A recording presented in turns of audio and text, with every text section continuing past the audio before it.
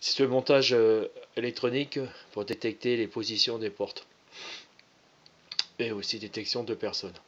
Donc, cette LED permet le témoin de position de repos.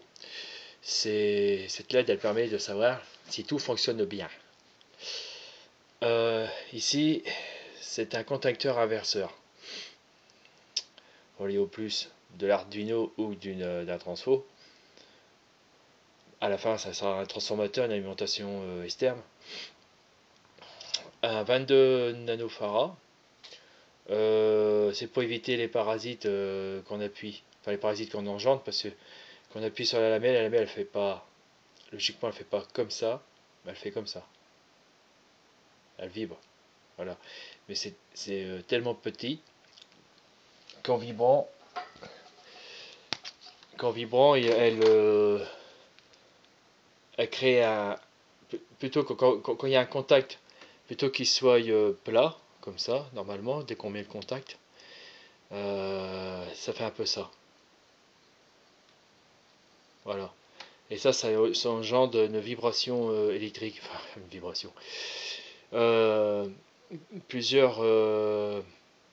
Donc ça ne sera pas du 5 volts si vous imaginez, vu que ça bouge comme ça sera du 5 volts virgule quelque chose, ou moins 5 volts virgule quelque chose. Et ça crée une espèce de fréquence qui pourrait entrer dans l'Arduino et créer un problème au niveau de la gestion de l'Arduino. Et elle pourrait par exemple se tromper, elle croit que c'est euh, c'est euh, c'est un ordre qu'on lui donne. Ça peut créer des perturbations dans le fonctionnement de l'Arduino. Donc il vaut mieux mettre un 22 nanofarad, ça coûte rien. Mais au moins on est sûr de ne pas avoir des problèmes, d'éliminer ce problème-là.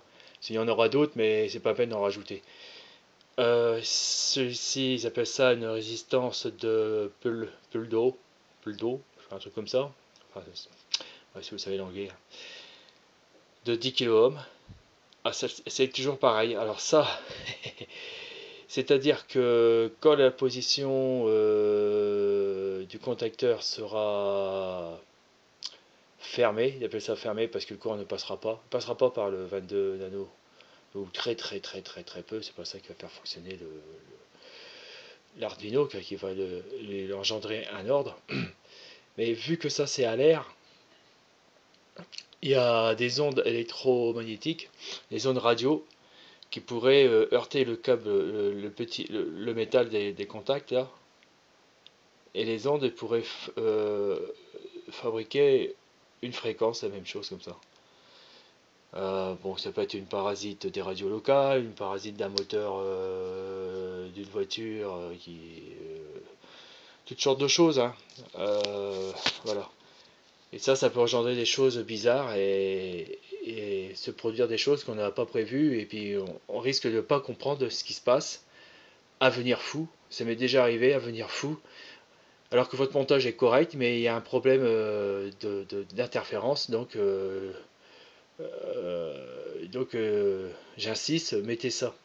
Pour le mettre en position repos de cette contact forcé, hein. Il n'y a pas de problème. Voilà. Ça c'est ok, c'est ok. Ok, ça c'est l'alimentation.